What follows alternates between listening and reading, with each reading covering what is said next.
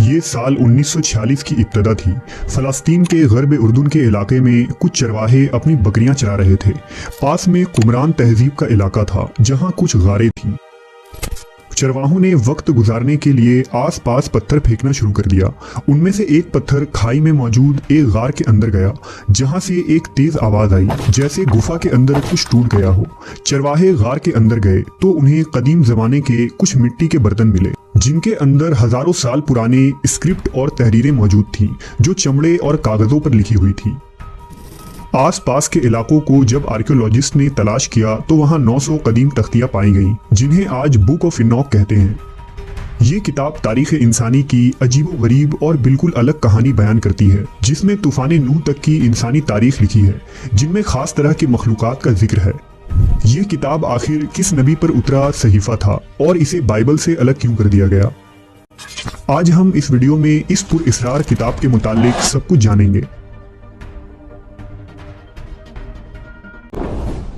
انسانیت کی ابتدا سے ہی اللہ نے اس زمین پر انسانوں کی رشد و ہدایت کے لیے 1,24,000 پیغمبروں کو مبعوث کیا۔ ان میں سے کچھ پیغمبروں پر کتابیں اور صحیفے نازل ہوئی جن میں توریت، انجیل اور زبور شامل ہے، جنہیں آج بائبل کے نام سے ایک جگہ جمع کر دیا گیا ہے۔ ان میں اللہ کا فرمان، پیغمبروں کے اقوال، تاریخ اور مناجات لکھی ہیں۔ لیکن ایک آسمانی کتاب ایسی بھی ہے جس میں پر اسرار اور حیرت انگیز باتیں لکھی ہیں جو شاید دنیا کے کسی بھی آسمانی کتاب میں نہیں ملتی۔ یہی وجہ ہے کہ بائبل کے علماء نے اس کتاب کو اور اس کی آیتوں کو بائبل سے الگ کر دیا ہے۔ اس کتاب کا نام کتاب ہنوک یعنی بک آف انوک ہے۔ یہ کتاب انوک یا پیغمبر ہنوک پر نازل ہوئی تھی جنہیں اسلام میں حضرت ادریس علیہ السلام کے نام سے ذکر کیا جاتا ہے۔ ادریس علیہ السلام اللہ کے تیسرے نبی تھے جو آدم علیہ السلام اور شیس علیہ السلام کے بعد نبوت کے جلیل القدر منصب پر فائز ہوئے۔ مورخین نے لکھا ہے کہ آپ کی پیدائش بابل یعنی عراق یا مصر کے علاقے منف میں ہوئی تھی۔ ادریس علیہ السلام یارد کے بیٹے تھے جو آدم علیہ السلام کے 7ویں نسل سے تعلق رکھتے تھے اور حضرت نوح کے پردادا تھے۔ جبکہ سمیری تختیوں میں کندہ تاریخ یہ بتاتی ہے کہ انوک ایک عظیم بادشاہ اور عالم تھے جنہوں نے سب سے پہلے لکھنے پڑھنے کی ابتدا کی تھی۔ ہنوک کی کتاب انسانی تاریخ کی ایک عجیب و غریب داستان کو بیان کرتی ہے جس کے مطابق خداوند خدا نے واچرز یعنی فالن اینجلز کو اس زمین پر گرایا تھا جن کا سردار شامیازہ تھا۔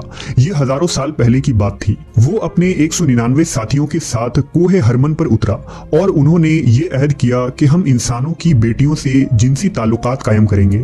واچرز دراصل خدا کے فرشتے تھے جنہیں انسانوں کی نگرانی کے لیے بھیجا گیا تھا، لیکن وقت گزرنے کے ساتھ یہ زمین پر رہنے والی حسین عورتوں کے عشق میں مبتلا ہو گئے۔ یہ انسانی عورتوں کے لمبے اور حسین بالوں کی طرف مائل ہونے لگے۔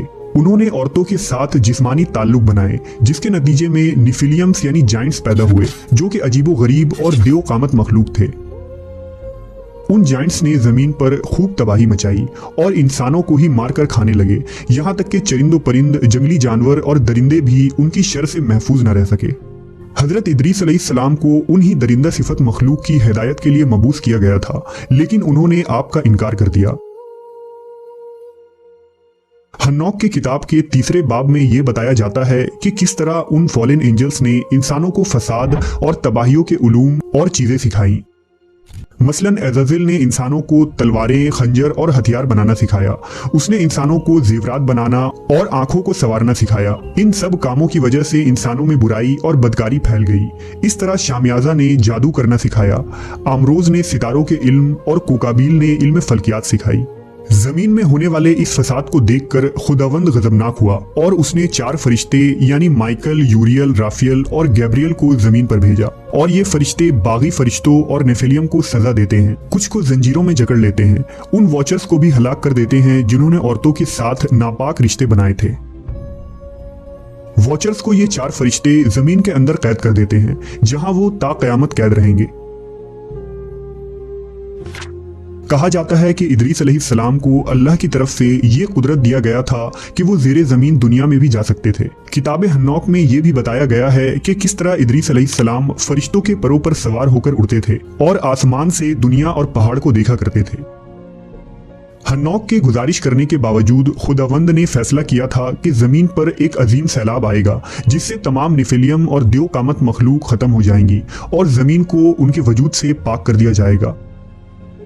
लिहाजा इदरीस अलैहिस्सलाम के पोते हजरत नूह के ज़माने में ये अजाब आया जिसमें तमाम देव और निफिलियम्स को हलाक कर दिया गया, और हजरत नूह ने जिन पाक मखलूक़ात को अपनी कश्ती में सवार किया था वो बाकी बचे, जिनसे दुनिया में दोबारा इंसानियत की इब्तिदा हुई। अब सवाल ये उठता है कि फॉलन एंजल्स जो कि अल्लाह के फरिश्ते थे वो नाफरमान कैसे हो गए, जबकि इस्लामी अकायद ये कहती है कि फरिश्ते कभी खुदा की नाफरमानी नहीं करते। दरअसल यहूदियत और नसरानियत के मुताबिक फरिश्ते भी नाफरमानी कर सकते हैं, जो कि एक बातिल अकीदा है। लिहाजा गुमान किया जाता है कि फॉलन एंजल्स कोई फरिश्ते नहीं बल्कि जिन थे, जिन्हें नाफरमानी के सबब इस जमीन पर गिरा दिया गया था और जिन्हें अहले किताब ने फरिश्ता बनाकर पेश कर दिया। जबकि दूसरा नजरिया यह है कि वो वॉचर्स कोई आसमानी मखलूक थी, जैसा कि हजारों साल पुराने कदीम सुमेरी तहजीब के तख्तियों में भी उन वॉचर्स का जिक्र मिलता है, जिन्हें सुमेरी अकवाम अनुनाकी का नाम दिया करते थे।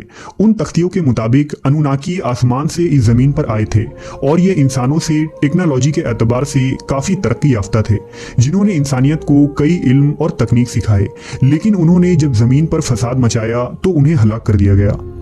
मुमकिन हो कि वो वॉचर्स या अनुनाकी किसी दूसरे सैयारे से इस जमीन पर आए थे और जिनकी तरफ इदरीस अलैहिस्सलाम को भेजा गया था, लेकिन जब उन्होंने आपका इनकार किया तो उन्हें जमीन के अंदर कैद कर दिया गया और उनकी नापाक नस्लों और औलादों का तूफान नूह के जरिए सफाया किया गया।